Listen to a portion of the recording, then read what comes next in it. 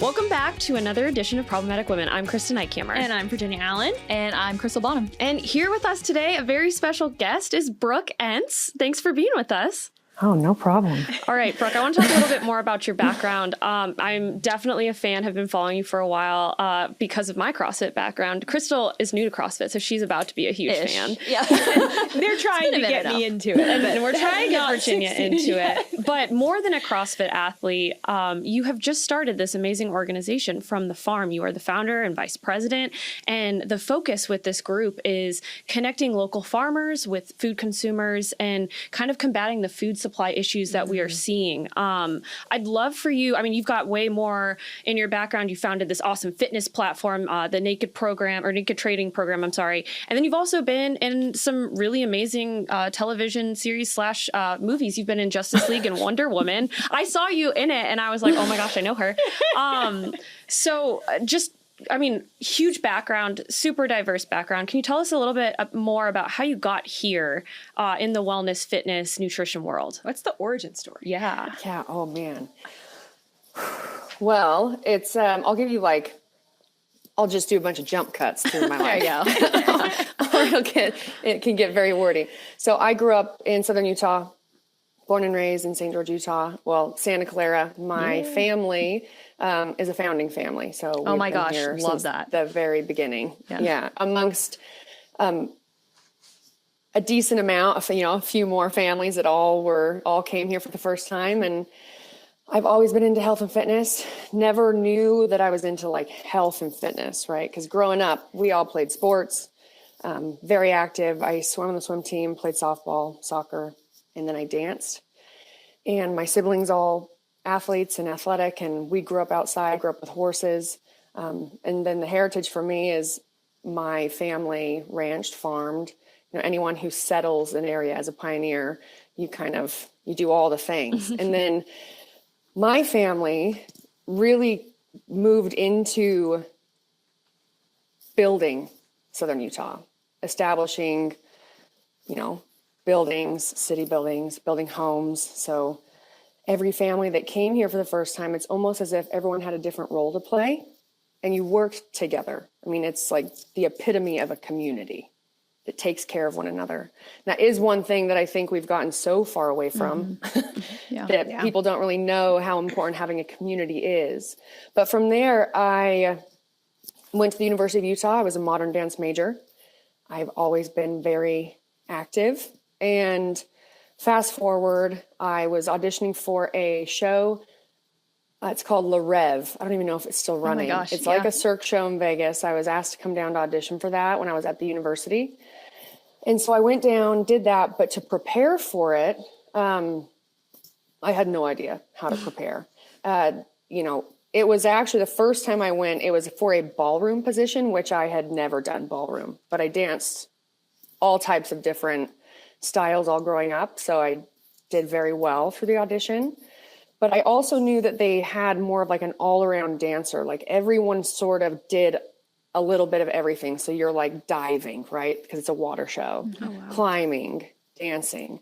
And I got connected with a gym here in Southern Utah, and it was a CrossFit gym. That was my first introduction to CrossFit.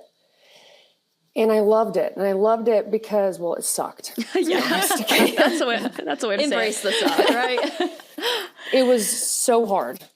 But I've always had a very strong build, my body, my physique. And that is it's genetic.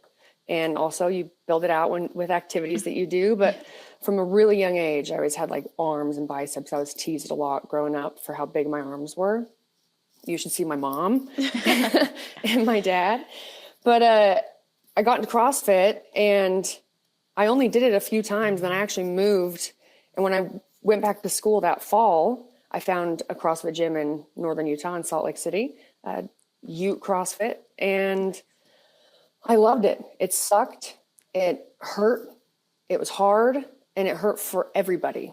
I mean, it doesn't matter what level you are. You're really selling us on it. Actually, I'm really selling Virginia. The beauty of it, it's a training methodology. So within it, you're doing all types of training. There's very CrossFit style workouts, like a 21-15-9, that's very, metabolic conditioning and things like that. But for the most part, it doesn't matter how advanced you are or how beginner you are. I've always said, I think it's one of the most incredible sports, or, it's a sport, but it's also exercise. Right? We're really good at swinging. I love it. Really good at exercising.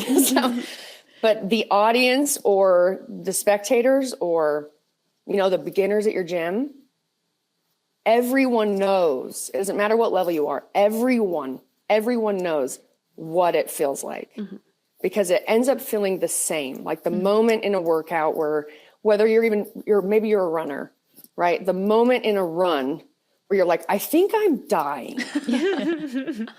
You can't really breathe. You got to calm. You got to try and slow your heart rate. You got to slow your breathing. And then it just is a matter of like not giving up. It's a matter of, it becomes a very simple a task, I guess, because you're face to face with the questions. Like you work. And at some point, whether it's early in the workout or it's a little bit later in the workout, depending on your level or what your capacity of ability is, you always come face to face with the question of like, stop or go. It really simplifies. That's why I always thought too, and I still do, like athletes have the most, it's a very hard work, hours in the gym, but it's simple. Like growing up, I'm always telling my nieces and my nephews, I'm like, you guys, stay little as long as you can. Being a grown-up is not that cool. It's way more complicated. You got all kinds of stuff that you have to now deal with, like, taxes. They come around every year. Still stresses me every time. Still stresses me to the core every time. But I've just always been fit, and I guess not fit, but athletic, and really enjoyed the outdoors and outdoor activities. And I grew up in a family that really enjoyed camping in the mountains and horses, and we always had a garden, and so that was at the core of me. And when I was younger, I was deathly allergic to horses, and all I wanted to be was a cowboy. For sure. It's adorable. And so now, I stopped competing. I had a cervical fusion, so I have you can kind of see the scar right there. I have a cervical fusion, and kind of got just more into the things I've always loved, but I never really could do when I was younger, because I was very allergic. And then when I was older, I was competing. I was in school, and then I was competing and training full time, and that's a full time job to be a competitive CrossFitter. Yeah, I mean, you made it to the games. A competitive athlete anywhere. I did go to the CrossFit Games, and I kind of I wasn't competing. I had to like get back into something that I loved and that excited me to be in the gym. Because after you like train, 6 days a week, and you're in the gym for, 2 days, ends up being anywhere from like 3 to 6 hours a day. Wow. And now you're not competing anymore. So this is kind of funny, Brooke, because my boyfriend and I talk about this a lot, because he recently transitioned out of the military. He retired from the Navy, but like they have a whole process for transitioning out, becoming civilians is what they call it, right? But Chris and I have had conversations about this. Like when you're a college athlete, there's no off ramp to real life. And I imagine it's the same with, going from being a college athlete to being, essentially a professional athlete in every sense of the word. And there's no preparation for transition to just being normal. And for me at least, I was like going to the gym and like doing the same kind of workouts because you don't really know any different. And it hit me one day, probably like a year or two after I left college. I was like, I'm not playing college softball anymore. Like I'm not competing at this level, and I don't need to train my body for that. So I can like try different things. I started teaching indoor cycling, just like different stuff, but there's no off ramp really. So I think it's fascinating that you brought that up. Yeah, there really isn't. And I do feel like, I guess you could say unlucky in the sense of like injury stuff, but I kind of was forced. Like there was never a good time to not be doing it. And the very first year I ever decided I was going to attempt being an individual athlete, I decided I'm going to commit myself for 1 year.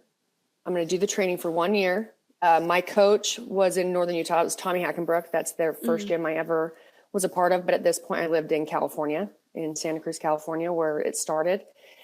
And I remember telling him, like, I think I want to do this. And he looks at me because I was a strong athlete. So I competed in team when I was in Utah. But I was like, I think I want to do individual. And he goes, you're going to hate it. Yeah. And I go, I know. Yeah. But I decided I would commit for 1 year. And if at the end of it, if I hated it, whether it was the schedule, whatever it was, like if at the end of it, I didn't like it, I didn't enjoy my time or whatever, I'd be like, okay, I'd be done with it. Mm-hmm. So I trained for a year by myself. I competed. I did very well for my first time in California. You crushed it. But I did really well my first time in California, and I won the first event. It was a hang snatch event. It was in 2014. And there was it's almost as if once you get in that hamster wheel of like a competition season and like what a schedule looks like, it's very difficult to be like, well, what else am I going to do? Right. Yeah. It's like, and it's addicting. It's addicting, the hard work. It's, being able to always improve. Now, the better you get, the longer it takes to improve, right? For sure. Like it's like a beginner. They always talk about like beginner gains. It's like you're like PRing every time you go to the gym. So at a certain point, you don't PR as often. You're not getting that dopamine hit as frequently. Yeah. But it becomes, the suck is what they call it, is it becomes very addicting. Yeah. Well, and then I think it's very valuable. Anyone who dedicates himself to something like a sport, something with physical activity that makes you have to be dedicated, you have to stick to a schedule, you have to hold up your end of the bargain, even if it's just to yourself. You have to persevere. Oh yeah. Honestly. Yeah. And we haven't even touched on this yet, but you're training, you're on the hamster wheel, like you said, but there's a huge element that I'm now discovering. I hired a nutritionist, like trying to get all of my, macros in order. And I definitely want to continue our conversation here in a second on the whole nutrition and then, what's going on with our food supply. But before I do, if you're here with us right now, thank you. Welcome. This is Problematic Women. We are the podcast for conservative women, those who maybe have ideas that don't follow the mainstream media. And that's great because we welcome that diversity. We want to find those stories that are challenging the narrative. So if you like what you're seeing, give us a follow, a like, and share us with your friends and other problematic women. Absolutely. But let's get into what we call here on the show Tea Time, where we talk about some policy issues, some big issues. And one that has really, I feel like, taken this current news cycle by storm is this idea of nutrition. And in part because RFK endorsed former President Donald Trump. His whole thing is making America healthy again. And so all of a sudden, I think Americans that maybe wouldn't traditionally have really thought about this are thinking about it a little bit more. I think for Americans that are very invested in that idea of health and nutrition and eating healthy, they're really excited to see a politician who's like actually putting this issue in the spotlight. And like, thank you. Like for years, I've been wondering, like, why are politicians not talking about all the crap that is in our food and what we do to our food and the supply chains and all of that. So I think a lot of people are just encouraged on both sides of the aisle. Like, just thank you. There's a politician who's actually talking about this. And so Brooke, you just have such good info on this, and I love that you have used your background and your passion for health and fitness has kind of driven you into this space. And you talk about how there's like 4 big companies that kind of control all of our food. And that's just something that like most Americans, I don't think are aware of. Like, I don't think we could like rattle those off exactly. the top of our heads. Give us a little bit of just like the landscape. Like, what is going on with our food? Yeah. Okay. I will also just one correction. So I am the co-founder of From the Farm. Yes. My business partner and founder and Army vet, AJ Richards, also distant relative. So how we even got together on this is because he is also from Southern Utah. And what he was wanting to do when he called me for a meeting is trying to think about how can we create opportunity for our community here and for like all of our family that ranches and lives the lifestyle, right? And how can we bring them more opportunities? So it kind of all started there with focusing on beef and focusing on like what we have. And then also, through COVID, it was really like made absolutely no sense. Why are we exporting? Bingo. And why is majority of the beef in grocery stores from outside the US when we have more than enough here with better regulation than many of the countries that we import from? Why are we doing this? It makes no sense. But the big four, it is JBS, which is Brazilian, National Beef, which is now owned by a Brazilian company, Tyson, which is multination, and Cargill is a private American family. I think that people are just so disconnected from food, especially if you're in cities or you don't have a tie to agriculture through your parents or your grandparents or like where you grew up. Like you really you talk to little kids and they think that all food where it's made or where it comes from is the grocery store. Yep. Right. But it's just not true. The issue with having 85%, it's 85%. Well, there's only, so let's see, there's 20 processing facilities that cover 85% of the meat that's consumed by Americans in 20 processing facilities. It's insane. And only 2% of our population, they grow food for the 98%. Wow. Dang. And it's just consolidation. I mean, that's what it is. Things have been consolidated. And by doing that, I think it all stems from like this desire for money and power, which is clear in almost any industry. It's just how humans are and people are. But the issue is like, let's see, I had to bring my notes. I'm not, and I will clarify, I'm no expert. But you're passionate. But you're doing well. Yeah, no. Yeah, you get it. But you also don't have to be an expert to understand what's going on. Right. It's a very quick Google search to be able to have a pretty good understanding of like what's going on. But currently, the last 5 years, we've lost 5,000 each year, family farms. Oh, wow. I think we've lost a total over I don't know if it would be the last 5 or more years. I just saw this. It's like 140,000 family farms. So sad. Jeez. And anytime something is consolidated, so, being industrialized, or it's really thinking about like, oh, let's take up this. Now I'm in charge of all this. And you're going to deal with more issues with, like cleanliness, with health issues for animals, because now you're cramming them into smaller spaces. You're just worrying about quantity over quality. Right. And at the end of the day, it's about owning the market. But whenever that happens, it only works. It only benefits the people that own or that are at the top. Benefits nobody else. Doesn't benefit the people that are working there. Doesn't benefit any of the families.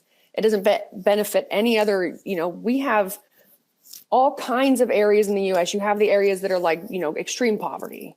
Our middle class, I don't even think we even have what it used to be called the middle class anymore.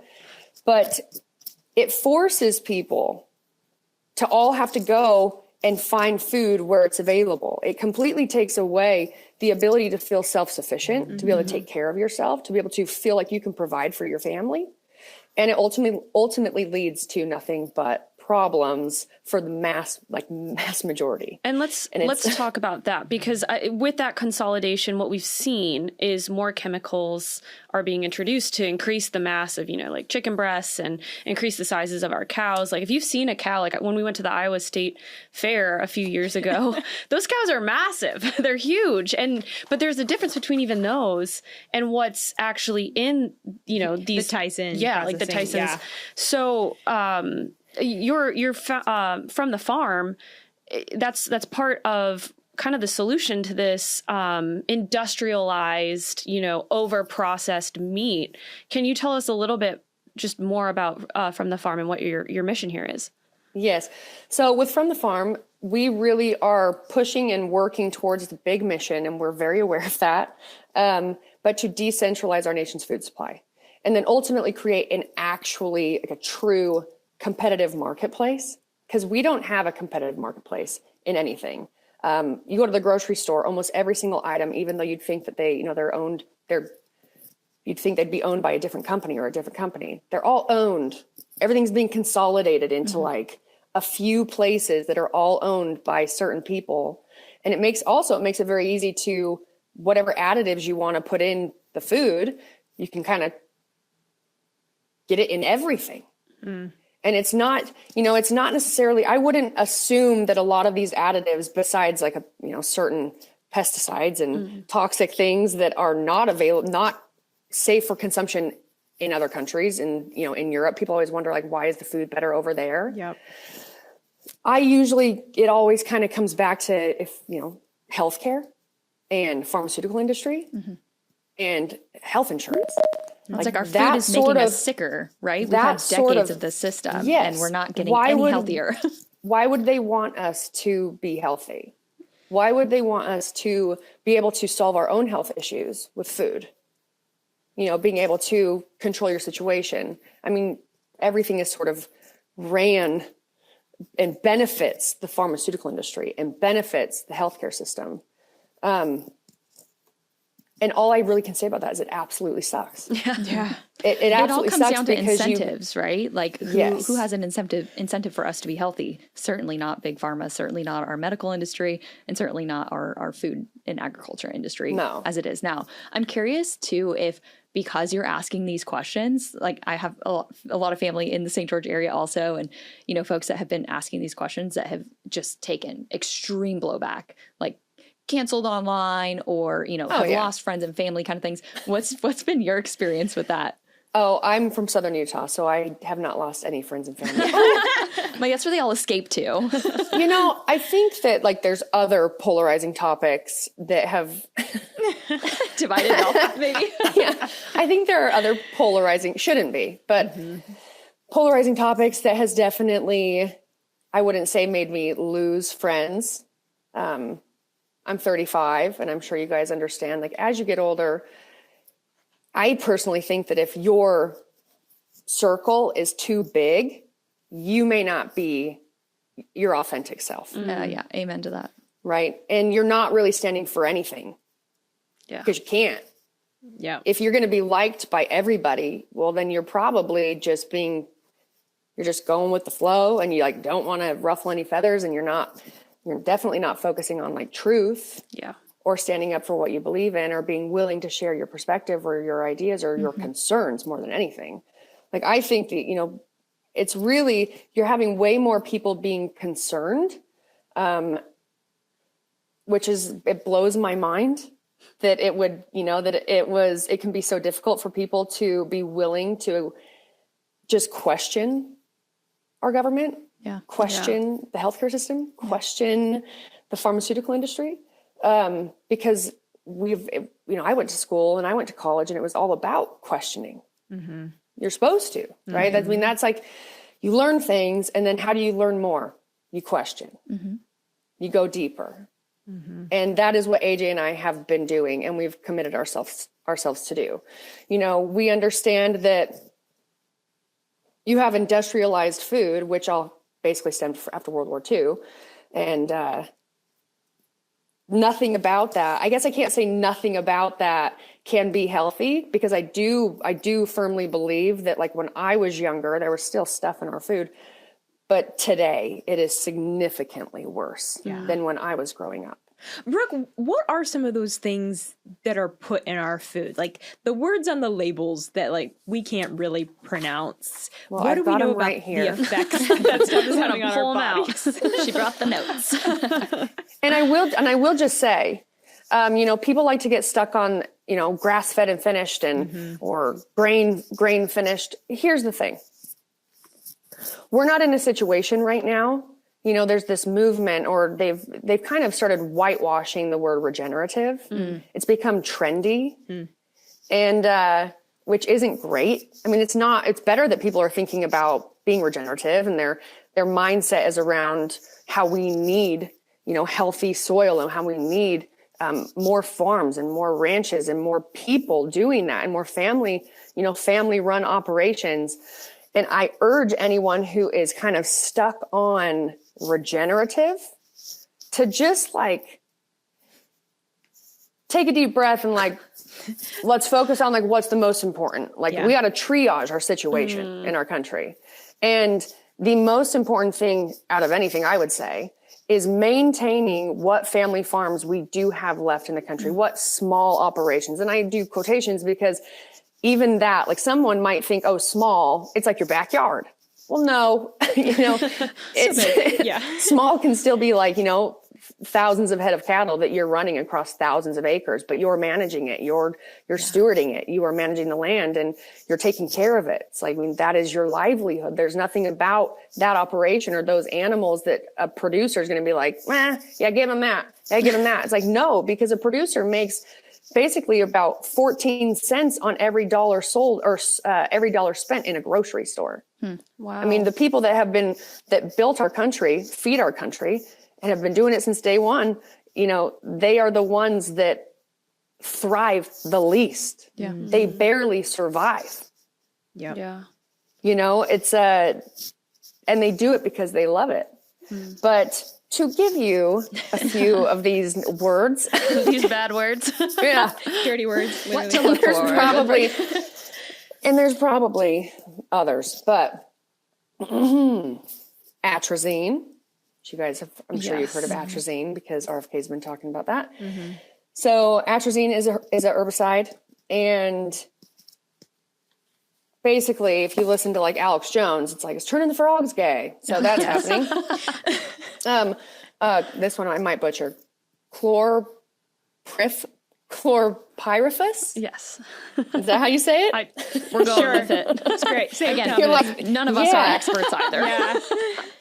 Glyphosate, obviously, Roundup. Bifenazate? Bifenazate? Yes. That is, it says it is this acaricide can be toxic to certain beneficial insects and is associated with environmental concerns, which basically everything it's all concerns, right? I don't think that there should be any level system where they're like, like the FTA or whatever's like, well, this amount is perfectly fine. Yeah.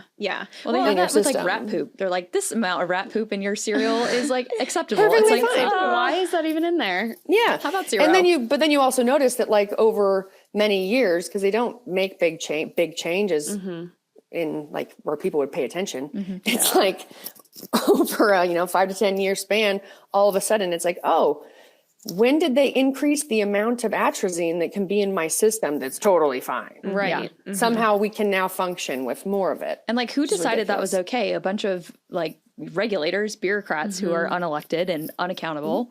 There's no oversight really. They just get to sit in their little high castle and decide what is good, right? What's on the shelves, right? What consumers are allowed to consume. And the consumer, meanwhile, is like, what is this chemical even? I have no idea. Like, we can't even pronounce it. Yeah. And the glyphosate, I think that's how you say it. I was, doing some research because like you said, easy Google search, and then you go down a rabbit hole and it's 1 a.m. and you're like, crap, what happened? And studies have been done where people have been on entirely organic like diets where, they're thinking they're eating the best of the best. And there was still like 100% of the samples had glyphosate. And that's because, like you said, it's Roundup, it's this weed killer. It gets in the air, it gets in the water, it infests our soil. And like we need a redo button because it's everywhere. It's in Brazil. Like you said, that's also terrifying if you think about it, because the Amazon's in Brazil. And if we're putting all of this stuff in meat production and we're putting it in the food that we're giving to these animals that then, poop and that gets into the soil, what happens to the Amazon? Is that, we're spreading this weed killer everywhere. But, I'm not familiar with what sort of chemicals they're using in other countries. True. But I do know that we're not in operation directly. Like ranching over there. Sure. It's JBS, right? And then JBS is importing. Yeah. And doing all of that. And I mean, the brothers that own JBS, they went to prison. Oh, wow. I mean, they are criminals and they're currently trying to go public. Again, this is like the second time.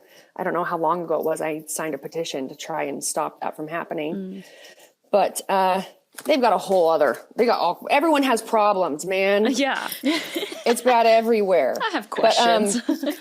Things like brominated vegetable oil. Yeah. It's commonly used as an emulsifier in soft drinks and some citrus flavored beverages. Wow.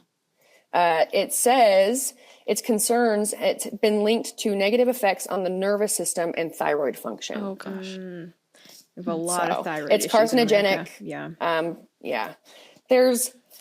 I don't know. And there's no way I could ever really know, because I feel like most things are, like we learned from COVID,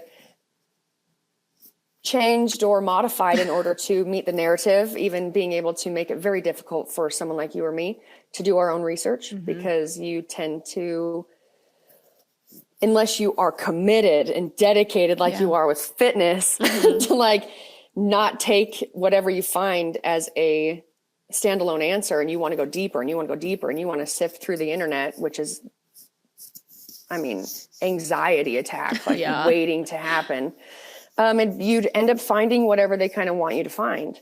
You know, I think that I would like to assume, by assuming, you know, the best, the efforts, I would say, for many things that are added into our food, maybe wasn't necessarily the goal to like make everybody sick, right? I think that, you know, I can't remember the name of the companies, but the cigarette companies are what started the big food companies. I mean, it just transferred over. Right. And things being added into our food to make you addicted to it, you know, to make it so you don't get full. Yeah. To make it so you just want to consume. You just want to consume. And over the decades, that's what our country has kind of turned into, just a bunch of consumers. You know, they don't want us really doing much here. They definitely want to control the food, and then just importing. And by doing that, and if you think about even like how kids are so obsessed with being on their phone, right? It's swiping, it's video games, it's not even being outside. It's like all we're doing is consuming. All we're doing is consuming and being overstimulated, and then not realizing that by doing that, we're creating a whole mess of issues for ourselves, issues for how our brain functions, issues for how we take in information, issues for how we can handle stress. It's an absolute nightmare. And RFK talks about all these things. There's a lot of people that are talking and going deep into some of these, into so many issues, like Thomas Massey. Man, he is the coolest. My boy. He is the absolute coolest.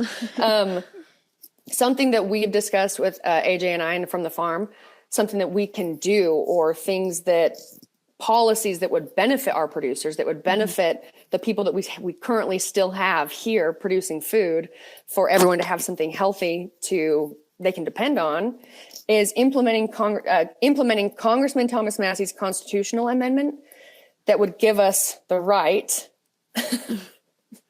which is wild that we need the right to do this, but to source food from whoever we choose within our state boundaries.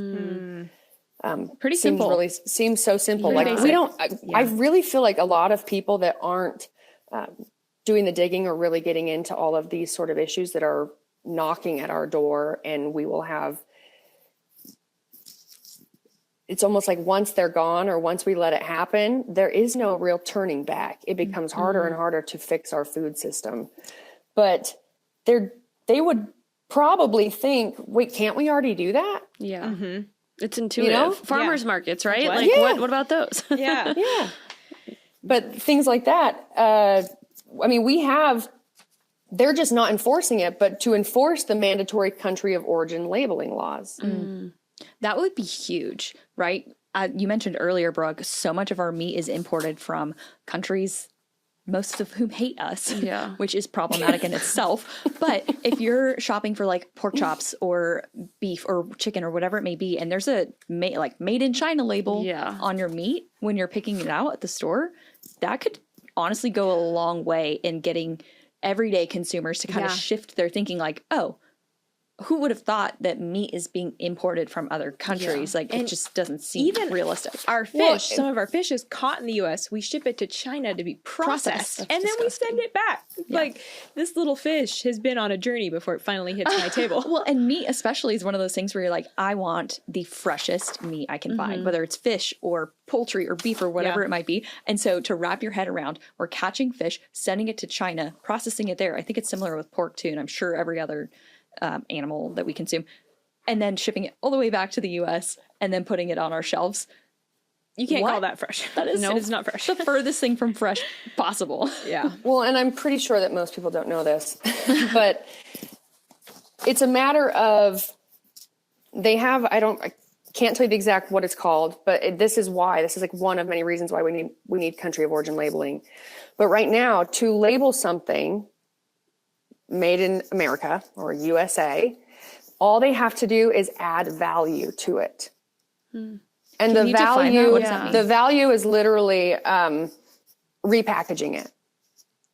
Interesting. So they can import it from China, importing it from repackage it? China, importing it from, let's say, importing the beef from Brazil.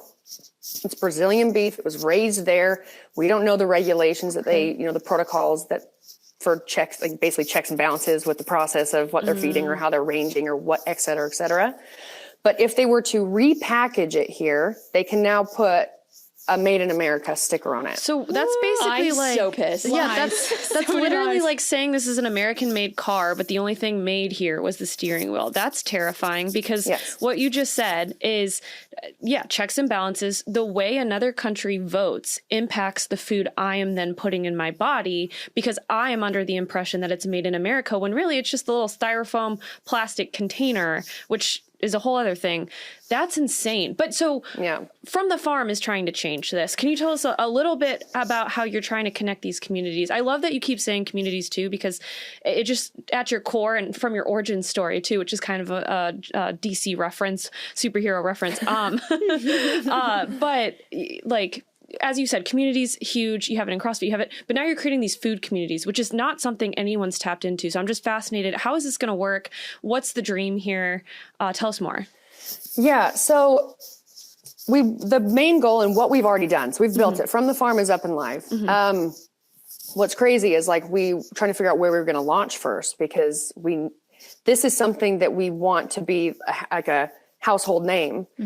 We have committed ourselves. The business will never be sold. We have a WeFunder going right now because it's feed the people by the people. Oh, I love it. And we need the people to help this be successful. We don't want anyone involved. We're not going to take, big money anywhere that can all of a sudden now shift power in the business because we will never sell a company. Huge.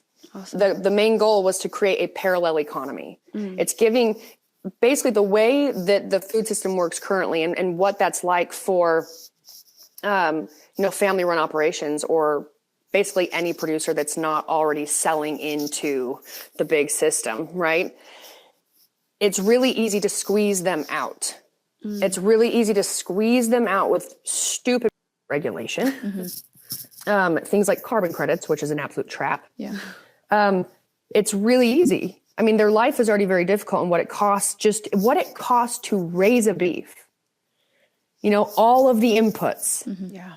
When you do it in an industrial situation or someone who won, like all these big four companies have so much money and they mass produce, They can afford it. They can afford it and they can afford to use whatever they want. It's like, get them big, get them fat, get them ready as soon as possible because we are the people that feed the entire country. When it's like, we don't need 1, 2, 3, 4 companies to feed the whole country. And when you do that, the quality goes way down. Way down. Yeah.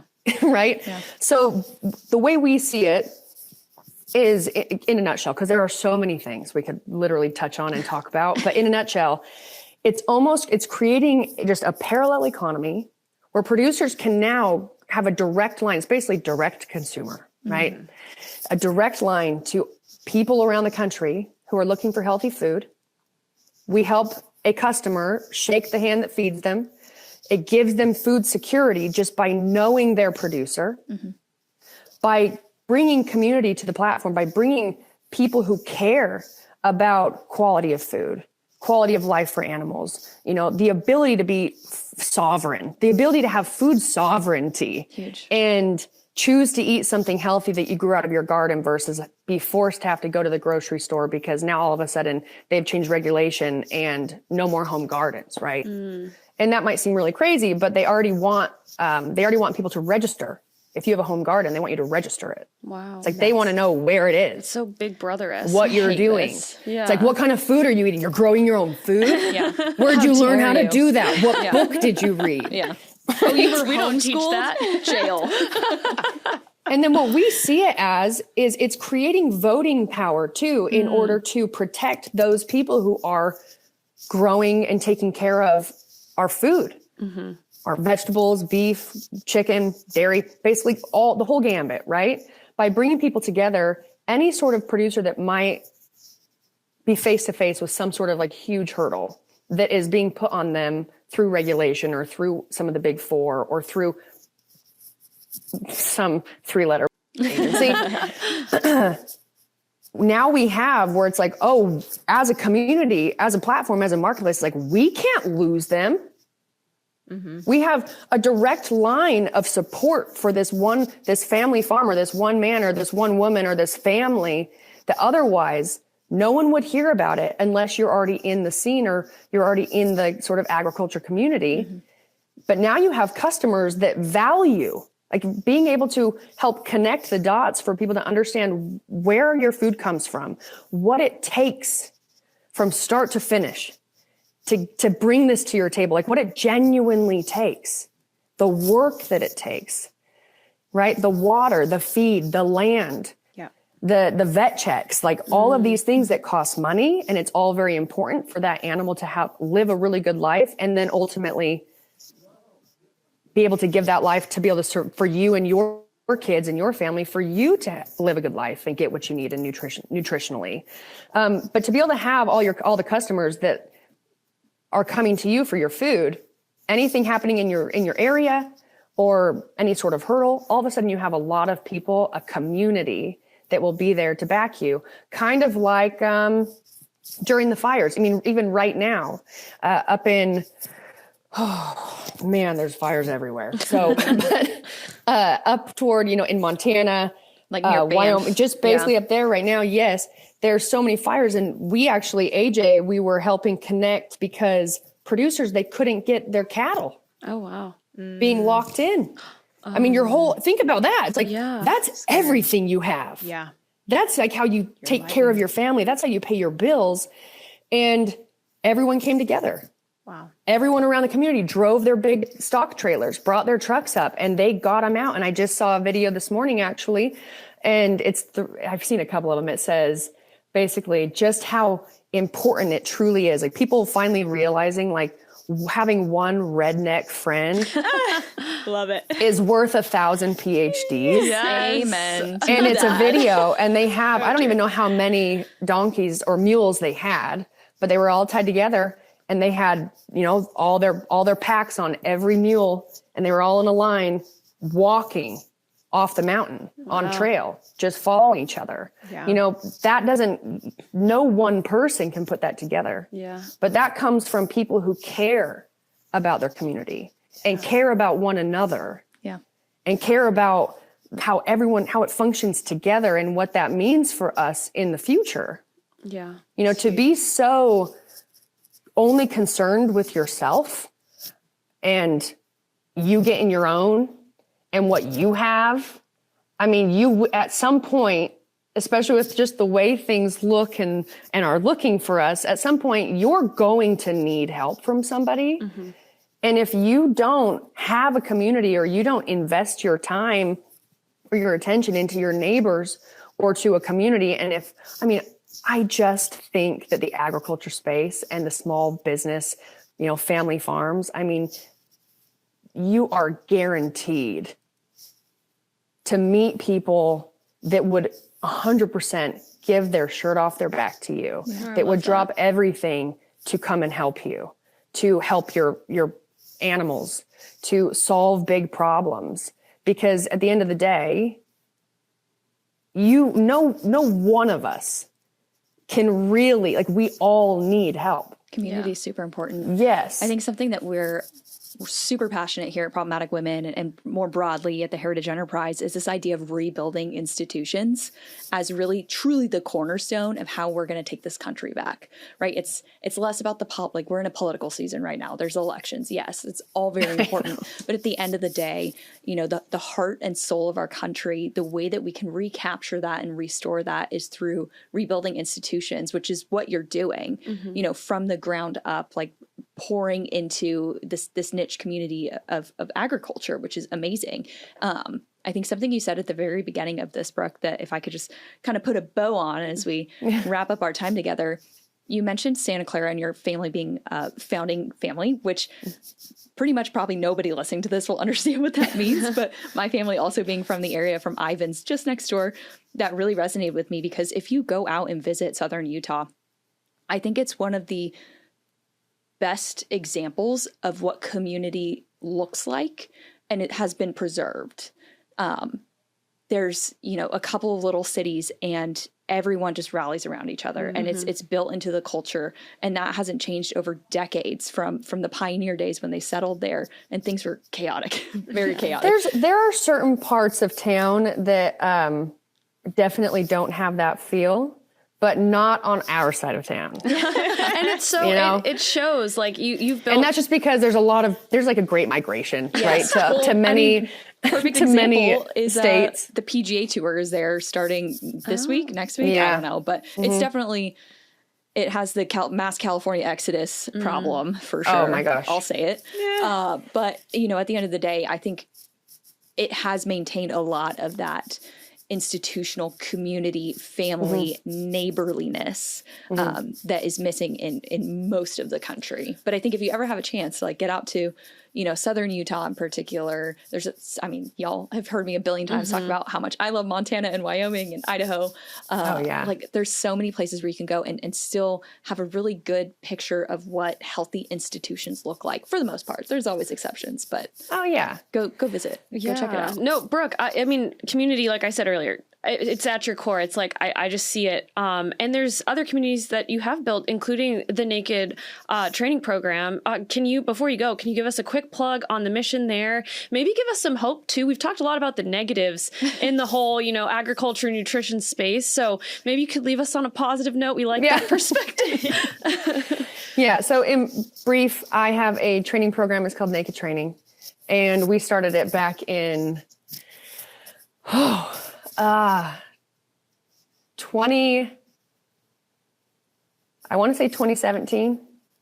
That was a really wonderful thing that came from when I had to quit competing. You know, it was all of a sudden something that people had been asking for a long time that I didn't want to do. I didn't want to start programming for people because if I can't give you 100% of my focus, I feel like it's a little bit negligent. I think, you know, exercise routine and programming, it should be prescribed just kind of like anything is prescribed.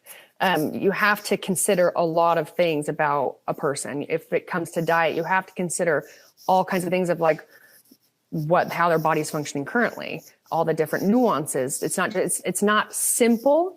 I think across the board diet though, it can be simple, but then everyone usually needs to go deeper in order to heal themselves more or have even more of an impact on making a positive transformation, right? We focus on the 99%. So there are people that do our program that compete in different sports and CrossFit and things like that, and sort of like the obstacle racing and Spartan stuff. Nice. But we focus on the 99% of people that just need to be, because we all need to be stronger. If you don't understand, the more muscle mass that you have, the healthier you will be, the younger you will feel and look as you age. That's like literally like a blanket statement, but if you want, you can definitely, this could be something you could do more. If everyone's listening is like, well, tell me more? Just research it. But yes, it is good to be strong. It is good to be healthy. It's fantastic to feel capable. The ability to I personally think when you fell off the wagon or you're going through an injury and now you have to recover, and you feel like you don't know what to do. I mean, this is the same idea when it comes to our food, right? Or what to eat. Or it's like, it can feel very daunting and uncomfortable when you feel helpless. Yeah. Yeah. And like, you just need to know, like, where do I go from here? And so with like Naked, it's instilling people with knowledge and to where you can really self-assess and not have moments of feeling like you're completely screwed and you don't know what to do. And now all of a sudden you just start like snowballing and spiraling, right? And then we just stay off the wagon, or we don't get back into it because we're like, well, you know, I don't know where to go and I don't know what to do. Yep. But beyond that, it's having a really solid team of coaches that we cover the roadmap for you. It really does take a lot of stress off your own plate because you do not have to do any guesswork. You do not have to figure out what you're going to do. You do not have to figure out like, well, what do I need to do if like this is my goal? Because we see the roadmap. We build the roadmap. It's the exact same as why I had a coach when I was competing. I know how to exercise. I know how to program.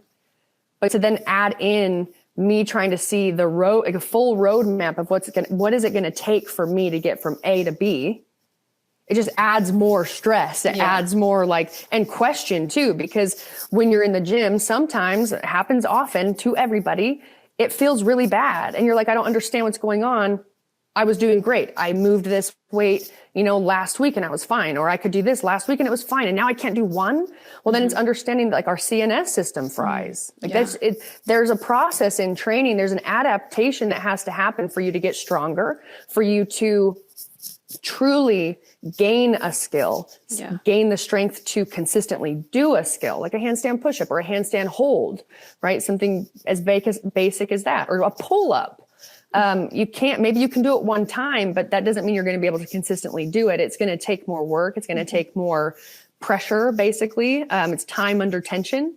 So all of those concepts that are really simple to understand when you hear them, it sometimes doesn't feel as simple to understand them when you're in the middle of it, when you're trying to create the adaptation or you're trying to make those gains, and it's not going to happen overnight. It's kind of like a safety blanket, I guess, when you can feel confident in the person who's watching you from the top and sees the whole thing.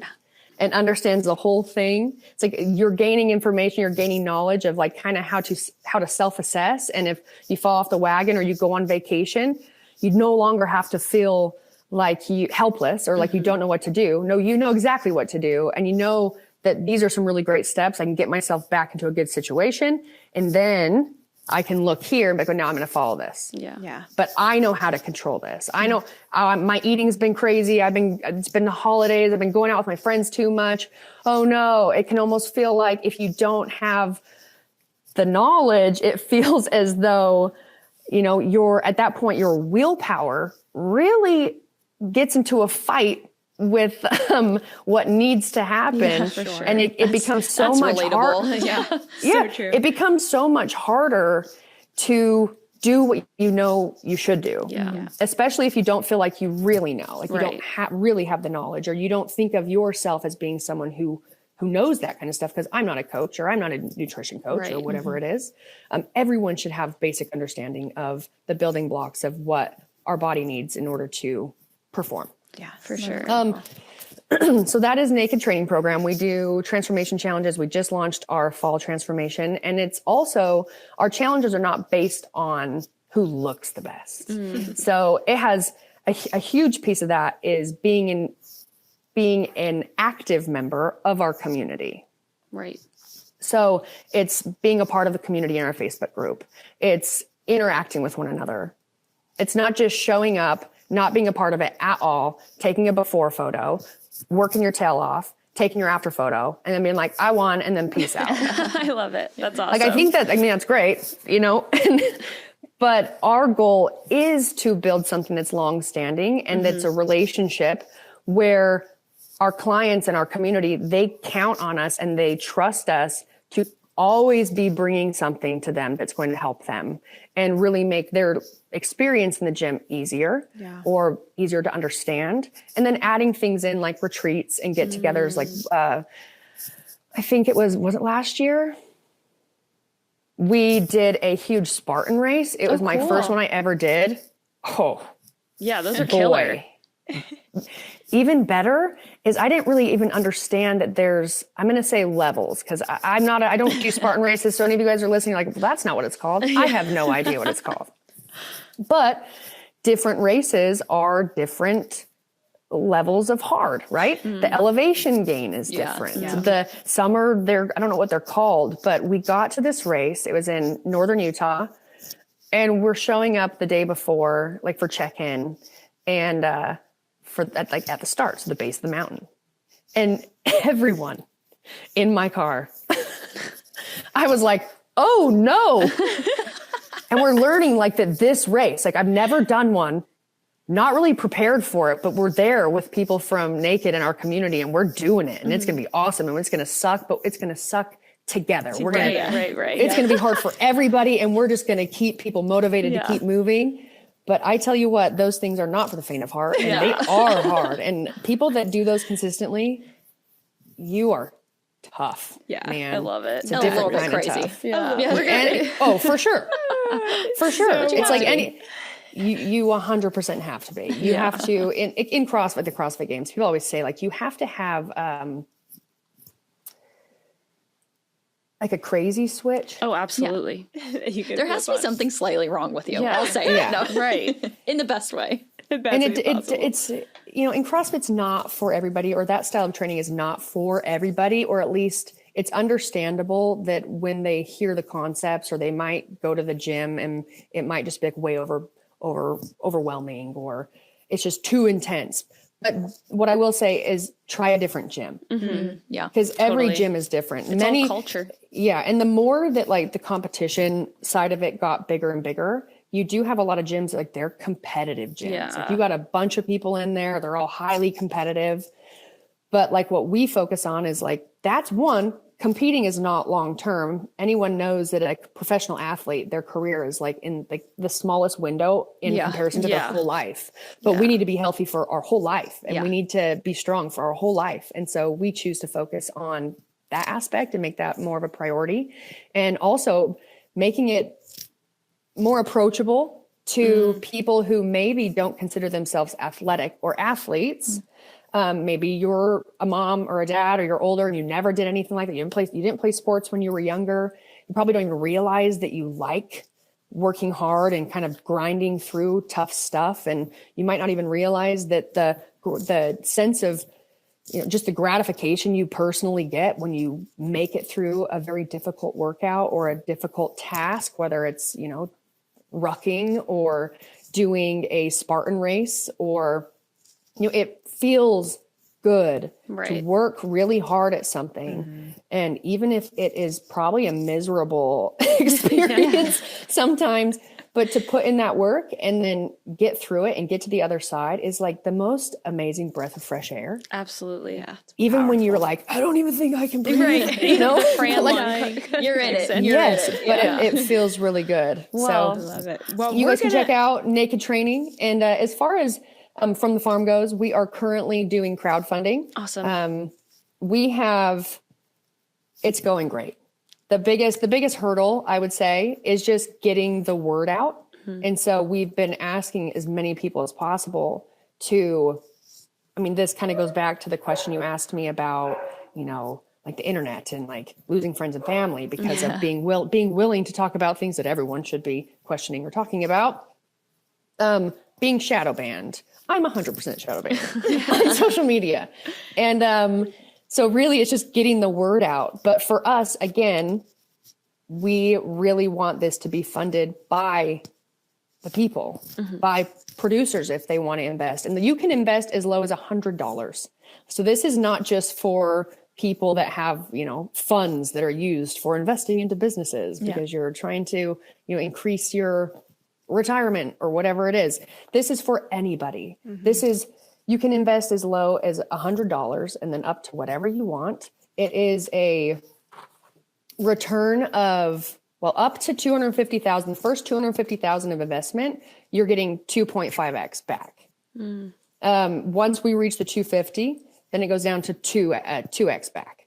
And this is going to be paid out over time. We'll be paying it out using 15% of our profit. Nice. Every year. But this is not something that, and I think that's probably also why it's like maybe not super attractive to anyone who is money hungry or who's always looking for an exit strategy, because we're not looking for an exit strategy because we truly firmly, we truly believe that this is a mission that we are meant to do, that, is something that we really believe is like divine intervention. And that God really put us all together. I mean, especially as time goes on, the people that are just coming into our circle, or that we happen to stumble upon or happen to meet, that couldn't be a more perfect fit, and it all of a sudden just solves a problem. Yeah. And like in this effort to decentralize our nation's food supply and create a true, parallel economy and just a parallel place, the other situation is going to keep functioning, but to be able to create a different space where our producers can sell, we can feel confident in the food that we're purchasing. We can go to the ranch or the farm and actually pick it up or tour it. And I love that about your website. It's like, I can put in my address and I can see, okay, these are the farms in my area. Like, it's really simple to use in the same way of like an Airbnb or something. Like, you're seeing like, oh, there's one here, there's one here, there's one here. It's just very practical. Yeah. Yeah. Well, and if you're living in a city, and there are areas in the country that they're not going to have someone regionally or locally. Sure. Right. Because you're more in the city. And that kind of brings it back to like the full big picture. So people that are against like feedlots, truth is we need them. Now an industrial feedlot, that's different than, a smaller situation that, like for us, and it depends on where you live. Like where I am, we raise beef.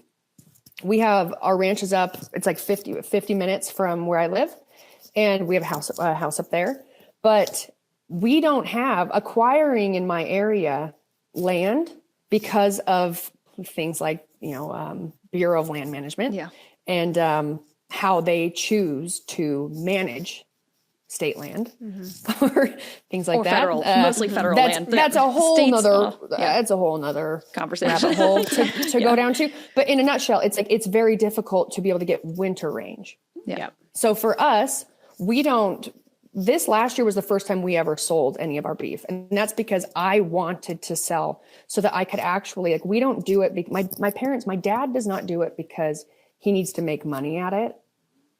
He loves it. Yeah. Yeah. He retired. So my dad, my grandpa started Ence Homes, Ence Construction in Southern Utah.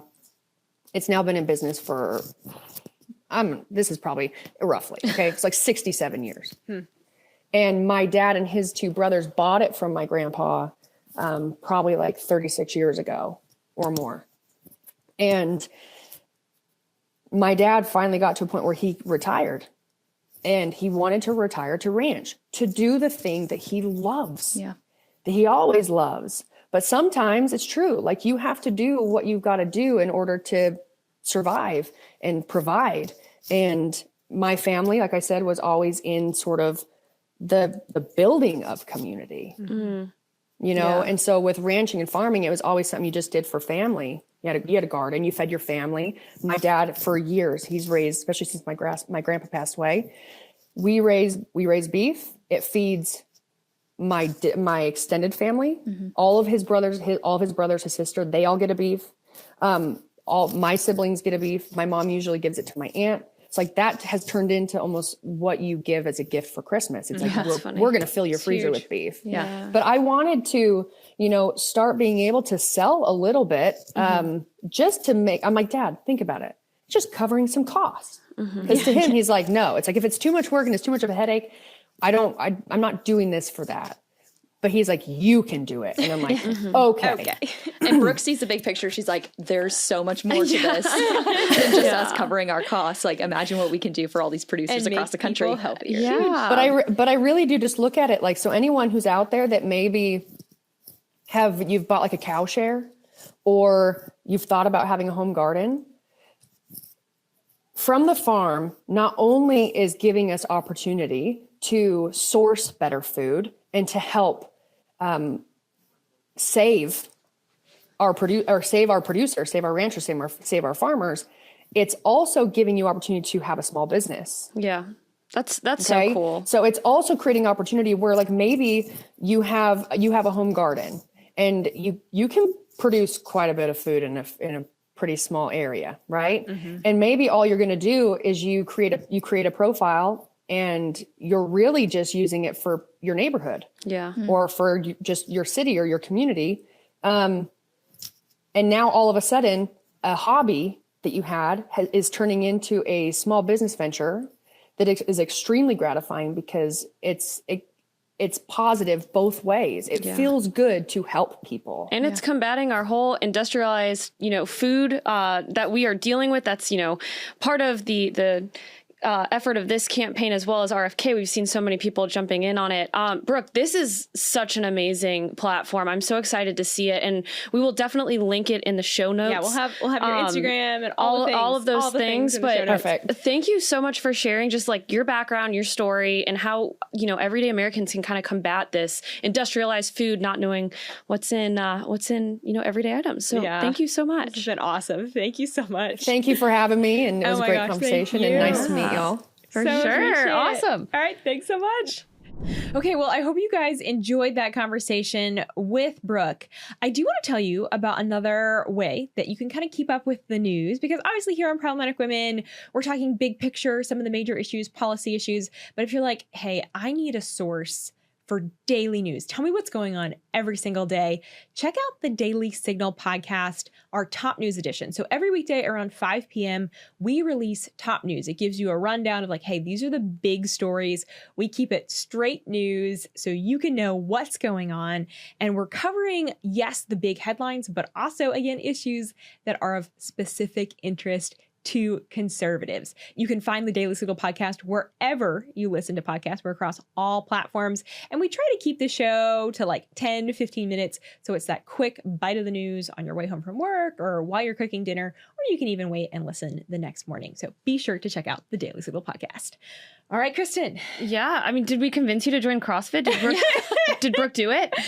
I mean, she did say embrace the suck a lot. So I know. I was like, I don't think you're doing a good job of convincing Virginia. She really sold it. Like, I do think she sells just like one thing I've consistently heard and what she said is the power of lifting and how that, especially as women, how that is such a game changer when it comes to long-term health and preventing a lot of illnesses. And so I'm definitely like, all right, I'm convinced on that front. It's interesting how like everything translates. Like they'll translate a squat to, like sitting in a chair, sitting at your desk, sitting on the toilet, whatever. They'll pull ups, obviously pulling yourself up, lifting things over your head and moving.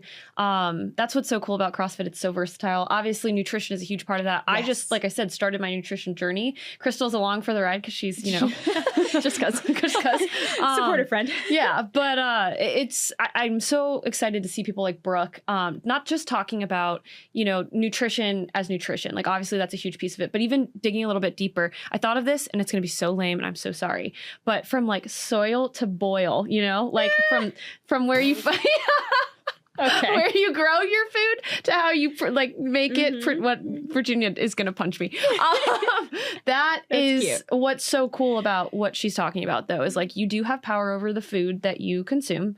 You just have to find the opportunities for it. So, and I love that they're making it they're making it not complicated, right? Yeah. Like instead of you having to go out and do all your research, it's like just go to their website, you find local producers, you tap into, those them, networks, and literally drive to their farms in some cases. Yeah. Like it's super cool. I think it's really neat to like make it user friendly. Yeah. Right. Especially in an era where, to her point, like we're all on our phones, like tech has made things so accessible all the time. So to do the same thing with, where we're getting our food and finding better options, I think is huge, instead of just like, oh, well, I shop at Whole Foods and therefore everything in there must be good. It's like, right.